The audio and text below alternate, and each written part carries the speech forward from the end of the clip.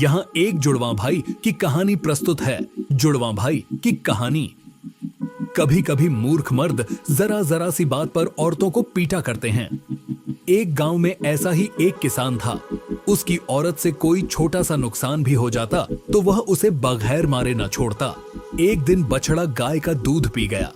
इस पर किसान इतना झल्लाया कि औरत को कई लातें जमाई। बेचारी रोती हुई घर से भागी। उसे यह न मालूम था कि मैं कहां जा रही हूं।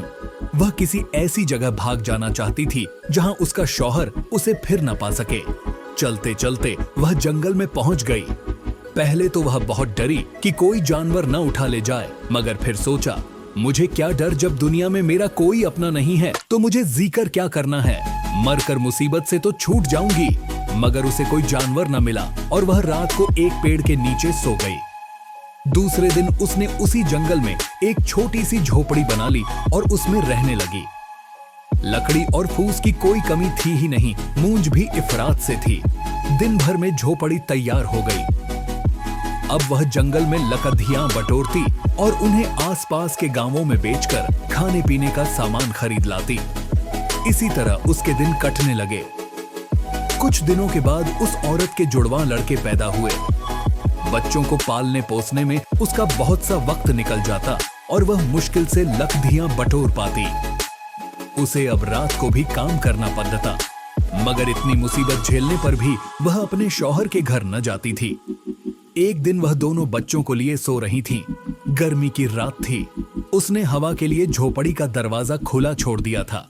अचानक रोने की आवाज सुनकर उसकी नींद टूट गई तो देखा कि एक बड़ा भारी भालू उसके एक बच्चे को उठाए लिए जा रहा है। उसके पीछे पीछे दौड़ी, मगर भालू जंगल में न जाने कहां घुस गया। बेचारी छाती पीट पीट कर रोने लगी। थोड़ी देर में उसे दूसरे लड़के की याद आई। भागती हुई झोपड़ी में आई, मगर देखा कि दूसरे लड़के का भी पता नहीं। फिर छाती पीटने लगी। जिंदगी का यही एक सहारा था, वह भी जाता रहा। वह दुख की मारी दूसरे ही दिन मर गई। भालू उस बच्चे को ले जाकर अपनी मांद में घुस गया और उसे बच्चों के पास छोड़ दिया। बच्चे को हंसते खेलते देखकर भालू के बच्चों को न मालूम कैसे उस पर तरस आ गया। पशु भी कभी कभी बालकों पर दया करते हैं। यह लड़का भालू के बच्चों के साथ रहने लगा। उन्हीं के साथ खेलता, उन्हीं के साथ खाता और उन्हीं के साथ रहता। धीरे धीरे वह उन्हीं की तरह चलने फिरने लगा। उसकी सारी आदतें जानवरों की सी हो गईं। वह सूरत से आदमी मगर आदतों से भालू था और उन्हीं की बोली बोलता भी था। अब दूसरे लड़के का हाल सुनो। जब उसकी माँ उसके भाई की खोज में चली गई थी तो झोपड़ी में एक नई बात हो गई।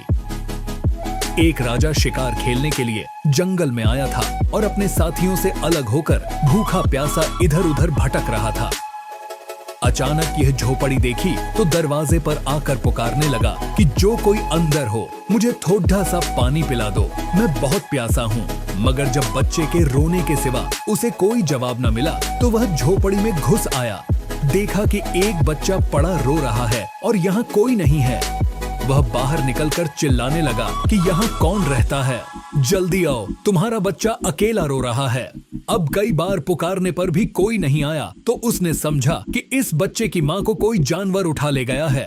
राजा के कोई लड का न था। उसने बच्चे को गोद में उठा लिया और घर चला आया। 20 वर्ष बीत गए। किसान का अनाथ बच्चा राजा हो गया। वह बड़ा विद्वान और चतुर निकला। बहादुर भी ऐसा था कि इतनी ही उम्र में उसने अपने बहुत से दुश्मनों को हरा दिया। एक दिन नए राजा साहब शिकार खेलने गए, मगर कुछ हाथ न लगा। निराश होकर घर की ओर लौटे आ रहे थे कि इतने में उन्होंने देखा कि एक अद्भुत जानवर एक बड़े हिरण को कंधे पर लादे भागा जा रहा है। उसकी शक्ल बिल्कुल आदमी की सी थी। सिर, दाढ़ी, मूंछ के बाल इतने बढ़ गए थे कि उसका मुंह करीब करीब बालों से ढक गया था। उसे देखकर राजा ने फौरन घोड़ा रोक लिया और उसे जिंदा पकड़ने की कोशिश करने लगे। वह जानवर हिरण को जमीन पर रखकर राजा की ओर दौड़ा। राजा साहब शिकार खेलने में चतुर थे। उन्होंने तलवार निकाली और दोनों में लड़ाई होने लगी। आखिर वह जानवर जख्मी हो गया। राजा साहब ने उसे अपने घोड़े पर लाद लिया और अपने घर लाए। कुछ दिनों तक तो वह पिंजड़े में बंद रखा गया, फिर कभी कभी बाहर निकाला जाने लगा। धीरे धीरे उसकी आदतें बदलने लगीं। वह आदमियों की तरह चलने लगा और आदमियों की तरह बोलने भी लगा। उसके बाल काट दिए गए और कपड़े पहना दिए गए। देखने वालों को अचंभा होता था कि इस जंगली आदमी की सूरत राजा साहब से इतनी मिलती है, मगर यह किसे मालूम था कि वह राजा साहब का जुड़वा भाई है जिसे भालू उठा ले गया था। जुड़वा भाई की यह कहानी आज भी उनके गांव में सुनाई जाती है। अगर आपको ये कहानी पसंद आई हो तो हमारे इस चैनल को सब्सक्राइब करें और लाइक करें। धन्यवाद।